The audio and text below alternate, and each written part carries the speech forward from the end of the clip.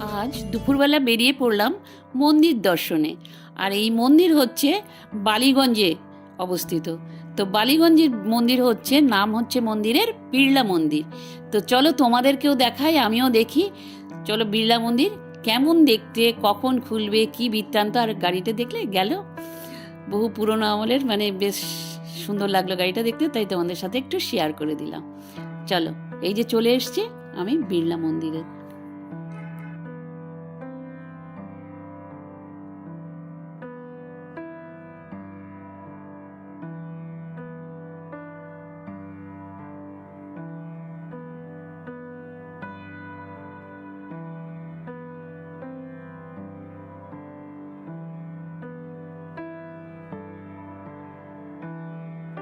তো আজকের আমি চলে এসেছি কলকাতার একটা খুব চেনা জানা জায়গা, সেটা হচ্ছে বালিগঞ্জ। আর বালিগঞ্জে কলকাতায় এত বড় একটা খুব সুন্দর মন্দির, বালিগঞ্জে বিড়লা মন্দির। দেখো, এই মন্দিরটি সম্বন্ধে আজকে তোমাদেরকে জানাবো এবং এই মন্দির সম্বন্ধে তোমাদেরকে ইনফরমেশন দেব, কখন গেট খুলছে, কী বৃত্তান্ত সেটা দিচ্ছে। আচ্ছা, প্রথমেই আমি আসছে হচ্ছে কিভাবে আসবে। এটা আসতে হলে হাওড়া থেকে যে কোনো বাস বালিগঞ্জে থামে, বা গড়িয়াহাটার থেকেও খানিকটা হেঁটে আসা যায়। আর যদি ট্রেনে করে, শিয়ালদার থেকে ট্রেনে করে আসা হয়, তাহলে শিয়ালদা থেকে বালিগঞ্জ স্টেশনে নেবে, ওখান থেকে অটো পাওয়া যায়, ওখান থেকে অটো করে এই বালিগঞ্জ আসা যায়। তো এইভাবে তোমাদেরকে আমি ইনফরমেশনটা দিলাম। তো পরে আমি তোমাদের সব কিছু ইনফরমেশন দিচ্ছি। আর এইটার ভেতরে কোনো কিছু ব্যাগ ট্যাগ অ্যালাউ নেই, বুঝেছো, আর ক্যামেরাও অ্যালাউ নেই, সেই জন্য আমি বাইরে থেকে তোমাদেরকে দেখাবো। চলো, এখনো গেট খোলেনি। প্রথমেই বলি, এই মন্দির তৈরি হয়েছিল প্রায় ২৬ বছর ধরে। ১৯৭০ সালে শুরু হয়েছিল এবং শেষ হয়েছিল ১৯৯৬ সালে। প্রায় ৪৪ কাঠা জমির উপরে এই মন্দিরটি নির্মাণ হয়েছিল। আর এটা তৈরি করেছিল হচ্ছে ভারতবর্ষের বিখ্যাত শিল্পপতি বিড়লা ফ্যামিলি।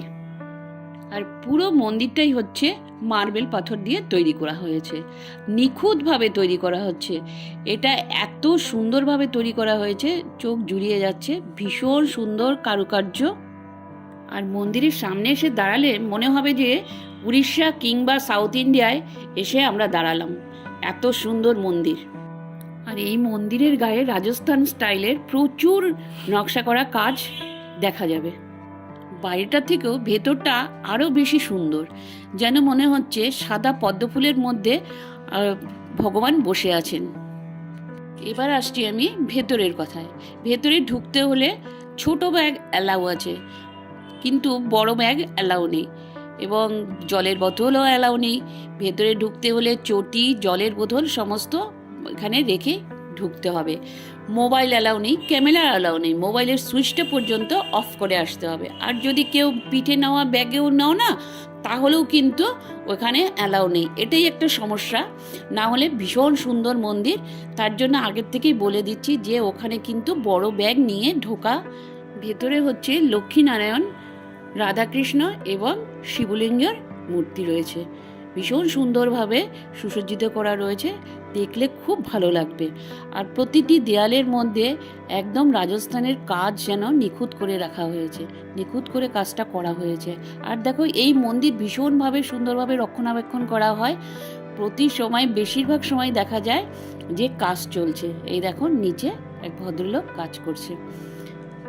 যাই হোক, ভীষণভাবে মেনটেন করেন ওনারা। আর এদিকে এই পাশে রয়েছে বিয়েবাড়ি ভাড়া হয়। আবার ওই পাশে হচ্ছে, আমি যে পাশ দিয়ে যাচ্ছি সেই পাশে হচ্ছে মিটিং করার জন্য বা সিনেমা দেখানোর জন্য বা অনুষ্ঠান, গানের অনুষ্ঠান করার জন্য ওখানে আছে হল ঘর রয়েছে।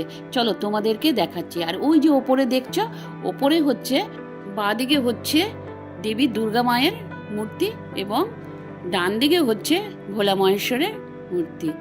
ওনারা ধ্যান করছেন, সেরকমভাবেই তৈরি করা হয়েছে। আর এই পাশে চলে আসলাম। আর এই মন্দিরটা না বহু দূর থেকে দেখা যায়।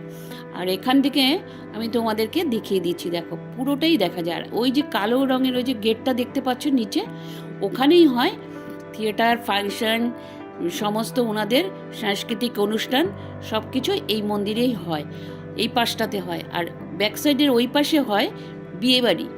তো এখানে বিয়েবাড়ি আছে আজকের, তার জন্য ফুল টুল দিয়ে সাজাবে বলে একদম রেডি করা হচ্ছে। চলো তোমাদেরকে একটু দেখি।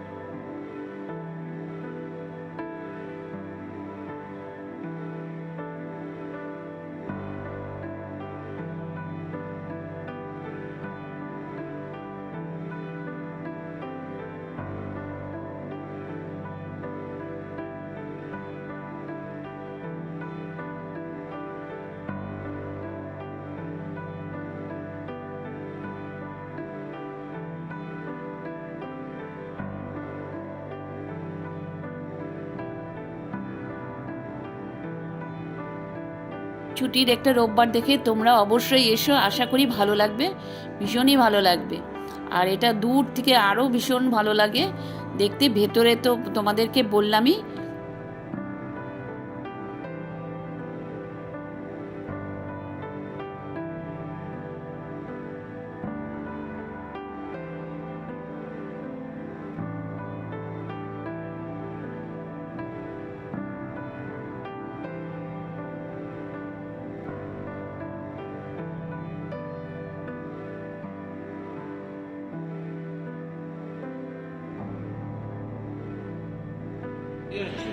কি হচ্ছে এখন? মানে রিহার্সাল। ও আচ্ছা, ফ্রিতেও হয়? আজকেরটা ফ্রি না? অনুষ্ঠান হয়েছিল, ফ্রিতে হয়েছে। আচ্ছা আচ্ছা গান বাজনা, বাচ্চাদের নাচ, আচ্ছা আচ্ছা ফ্রিতে হয়, অনেক সময় আচ্ছা আজকে তো টিকিটে আচ্ছা। কোথা থেকে টিকিটটা কাটে? Ticket online. ও অনলাইনে কাটে। আবার ওই যখন প্রোগ্রাম চলছে যাদের একান্ত দেখতে ইচ্ছুক, হুম তো আমাদের সঙ্গে যোগাযোগ করে বা ওই কর্তৃপক্ষ জিনিসে ম্যানেজও হয়ে যায়। মোটামুটি কত করে টিকিট নেয়? মিনিমাম ভালো প্রোগ্রামগুলো আপনার 500, 700, 1000। থ্যাংক ইউ দাদা। তো আজকে ইনারই ফাংশন হবে, তার জন্য এটা টানিয়ে দিয়েছে। আচ্ছা যাই হোক, ওই দাদার কাছ থেকে মোটামুটি তথ্য পাওয়া গেল কখন কীভাবে মানে অনলাইনে টিকিট কাটতে হয় সেসব সব উনি বলে দিলেন। ভুবনেশ্বরের লিঙ্গরাজ মন্দিরের আদলে এই মন্দির তৈরি করা হয়েছে।